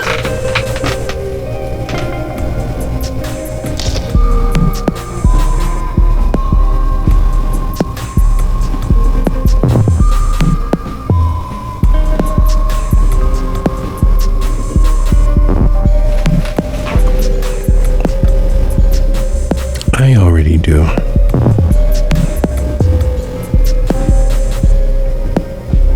Now, will you do your duty to your family, or will you take your chances in the street, where every kindred seeks your downfall, where there are lupines in every shadow, and every spirit between here and either of the airports are bound to me. Not that fool at Marquette University that allowed the stupid, despicable Dustborn to move into his backyard. Not that witch to the north. Your ruse is thin, Mother. Your ruse is thin. You comment on us being late. We were late because we had to avoid these kindred you claim to control. This is very thin. I will do my duty to the family, and you will do your duty to the family by backing me. And at that point, she will wave to the others to come along.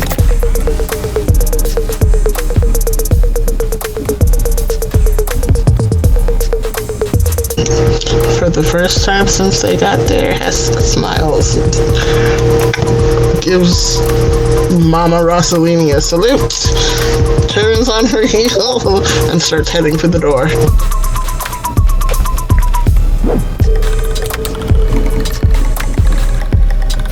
Miriam will do the same because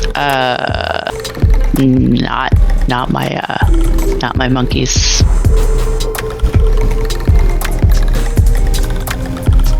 There's something blatant about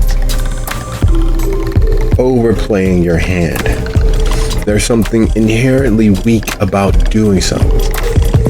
Stacking the deck against Sophia, hearing that exchange between them reveals so much more about their, not just Sophia and her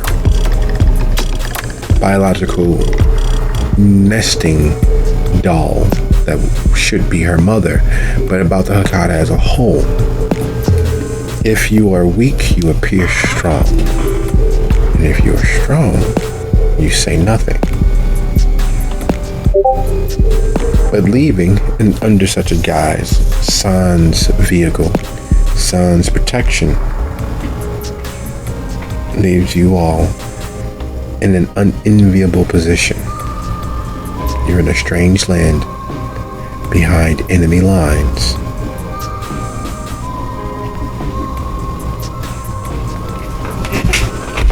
Not for the first time, you have an entire city that may be out for your blood.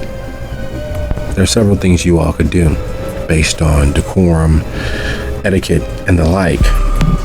If you can figure out what those are, you can assure yourself at least one night, one portion of a night, free of the predations of your own fellow kindred. And it's 23 after. At this point, let's take a quick 10-minute and be back here at 33 after.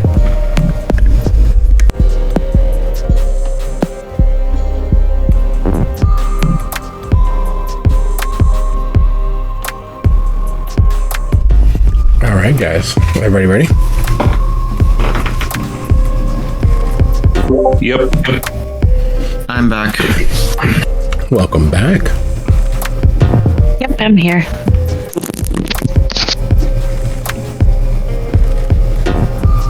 Yes.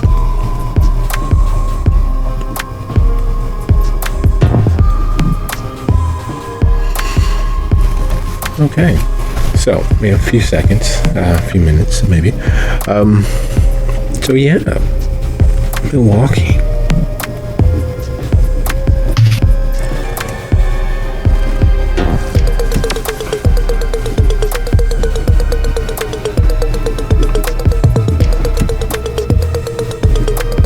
had any questions as to what was at play and what was being utilized here? Nope. I feel like I called out a ruse, but we're still in a dangerous area. She could be wrong, but the whole thing stunk to her, so. Oh, it definitely is a setup. Though not as a complete trap as it seems, because she was 100% willing to honor the deal that she had laid out.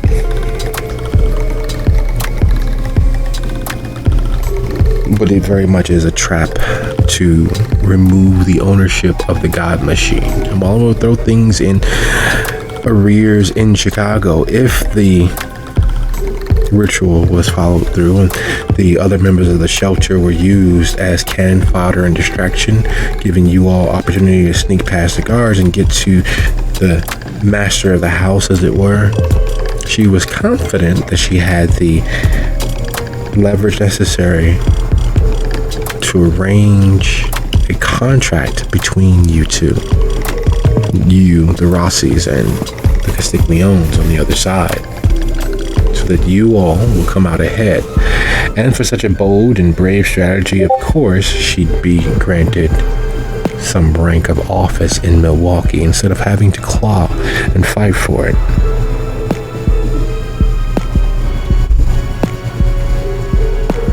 Well, Sophia knew about that little loophole already because it had occurred to her previously, but it doesn't do any good to exercise that loophole when she is 2 hours away.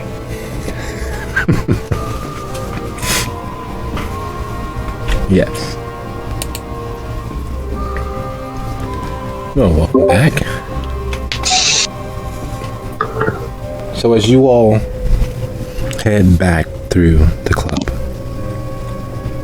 as you all make your way out, free of the machinations of this particular Elder Rossi, is there anything you all are discussing as you prepare to head out into the night air? Is there a plan afoot, or are you guys just going to wing it? Are you going to yet again risk the impossible and come out indefatigably on the other side as whole as you went in?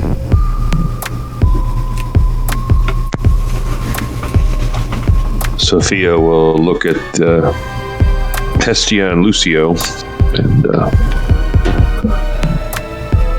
I understand from my research, which may be incorrect, that you had some ties to the Wolfpack, perhaps?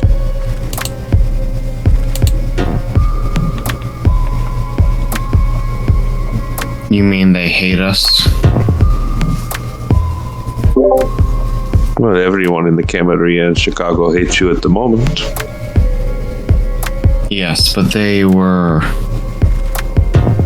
Well, it hardly matters now. They hate us. What is your point?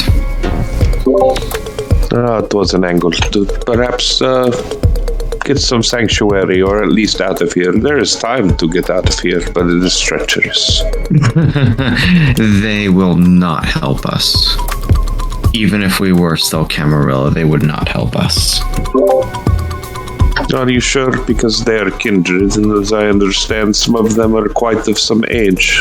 And usually kindred of some age are able to put aside their feelings when there is profit to be had.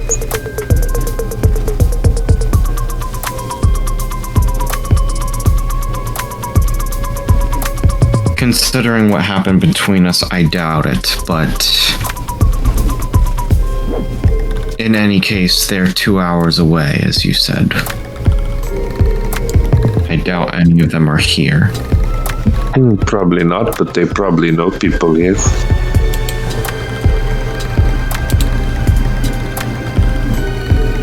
It was just a thought. There are other avenues to explore. Then I think it's better we explore those.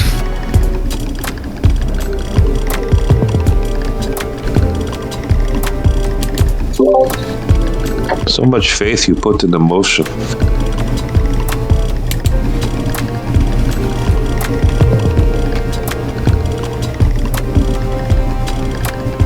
Not so much emotion as much as someone else's desire to kill us.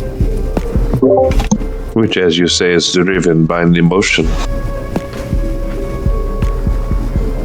We'd have to know if the Chantry up here would have heard by now about what happened in Chicago, or does it take a little time for things to get up here? It takes a little time. The last time that there was a convocation of the Midwestern Chantries was when DuSable reorganized everything, granting them their own official standing, even with the blight that Karna left on them.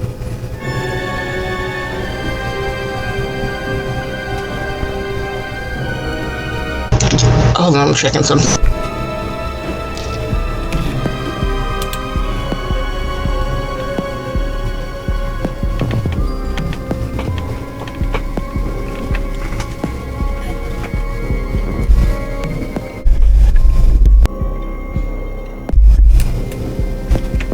So I take it that has to know which person was made regent of this area. Tess, Or centaurs. Tessa Are Green. they...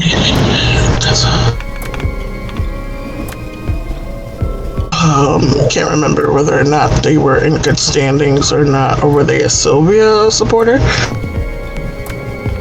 Most people involved with the spiritual were Sylvia supporters.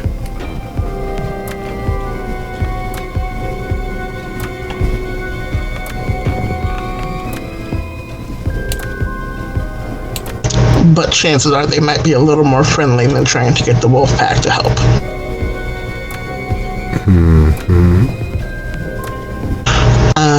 Hess looks at the rest of them. I might be able to get us into the Chantry House as a regent, seeing as how news hasn't quite probably reached here yet. It would get us a night to get out of here, maybe. So I guess I can try that.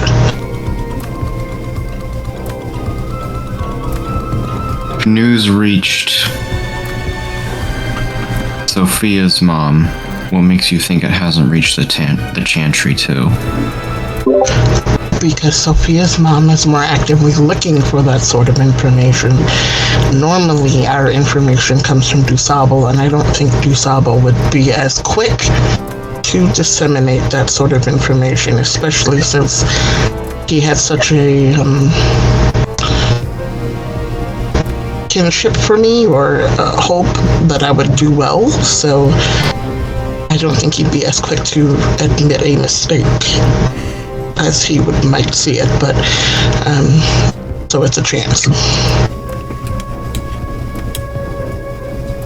You have to forgive me for not being an expert, but does your clan not transcend sect so much?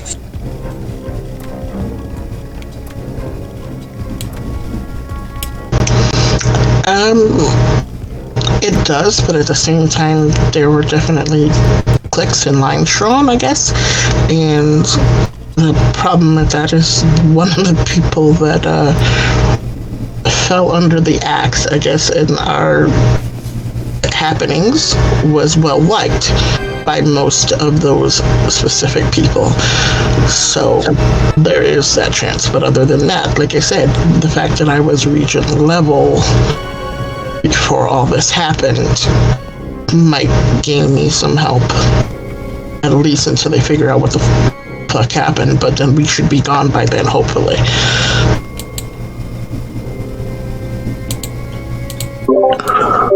Worst case scenario, money talks. We keep our head down.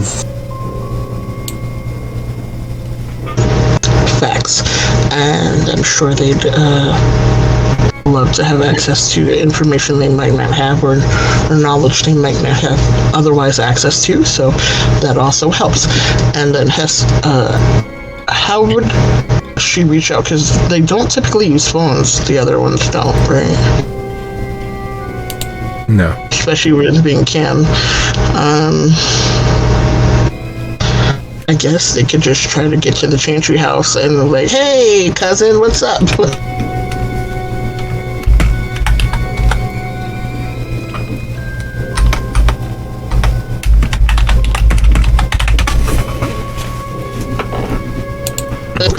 that's my best plan. So we gotta try to get a car to the Chantry house. It's too far to walk. Yeah, you just gotta get from, Washington Heights over to,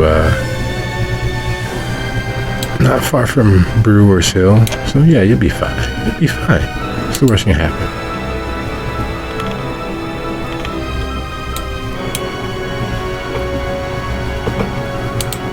Right? What's the worst that can happen? No, we don't want to. We're not chancing that. We are going to Uber.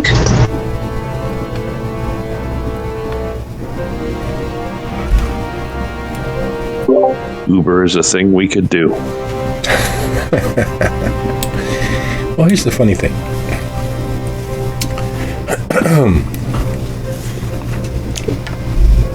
Milwaukee is an urban area. Milwaukee does have rideshare. And while Uber is a thing, it is not nearly as eponymous in Milwaukee as it is elsewhere. There's several reasons for this, and one of them is Milwaukee did the best they could to protect their livery and taxi drivers from losing all employment with the advent of ride shares. So much so that even the freelance average Joes who actually do ride share in Milwaukee have to pass a reduced level livery license test, but they still have to pass the actual test, which is grown more prohibitive over the years because they allowed those who already had their shields to grandfather themselves in. What this instead ended up doing was creating a bunch of freelance taxis instead of Yellow and Checker and Limousine Taxi and the like. You now have AJ's and Paul's and Mr. White's and Deja Blue and all sorts of individual taxi operators who are driving for various ride shares. It is the wild, wild west as far as that goes. There's Uber, there's Lyft, there's actually rideshare, there's Postmates livery service, there's several dozen others, and they're usually driven by formerly employed Yellow, Checker, Limousine, and the like taxi drivers. The problem being is, once you all landed in Milwaukee, those of you with phones, it immediately started pinging for various services. Food delivery, person delivery, and the like. So do you pick one at random, or do you search and do your due diligence? Let's see what Silvio's phone says.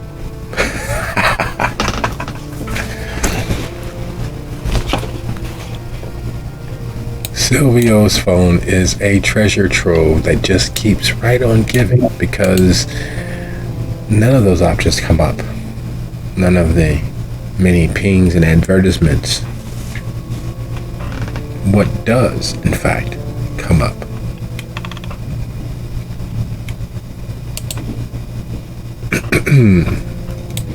Is Nightum. A Nightum.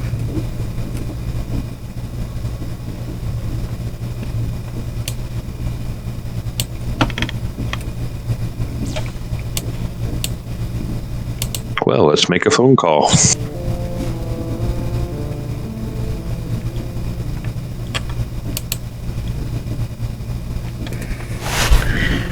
Hello? Hello, I find myself within Milwaukee and I'm in need of transportation. It's still early. Where are you? I will tell him where I am, give him the address. Assuming we've, not still standing out front, I imagine we've walked, at least around the corner or something. North Avenue, I see. Have you crossed 50 first, or are you going toward 58? Do I have any idea? Pick one at random. 51st, I guess. You're heading towards the expressway. Turn around. That is easy enough to do. She Near will turn everyone around. 61st, there is a Calocenzo. It's an Italian restaurant right on North 61st. I will meet you there in 40 minutes.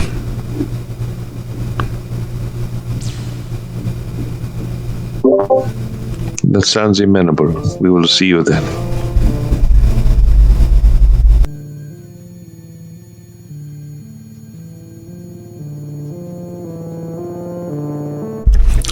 Again, there's so many differences between Chicago and Milwaukee, but there are just enough similarities that you all are immediately aware that you are strangers in a strange land. You, even with your wariness and your natural ability to blend into most urban environments, you stand out. You walk different, you talk different, you smell different. You're not from around here. And while North Avenue isn't horrendous, it is not the pit of depravity that you may find in certain other neighborhoods. It is definitely, the further west you walk, less and less safe. You know that somewhere around the time when you cross 57, there's a space between two buildings. There's a tattoo parlor on one corner, a garage, and a family care home taking up the entirety of that block. But between the family care home and the garage, there is a space that can best be described as Crime Alley. While you're on North Avenue and you're still moving west, you know that that dark space, that alleyway, has seen the last moments of more than a few lives, and you all could be next on that list. The eyes and ever-present feeling of being watched has not abated. It has been compounded by the fact that you are on a Milwaukee street by yourselves with no real guide.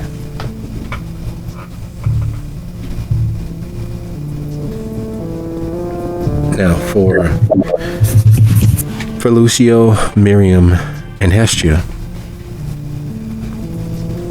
there's a thought that slowly begins to filter in, slowly begins to break through the white noise. If you are still quantifiably Camarilla, you can simply reach out, find your primogen, find the prince, get hospitality for a night, for a week, do some stupid go fetch job that he would probably give you, and be safe from predation, from the kindred at least.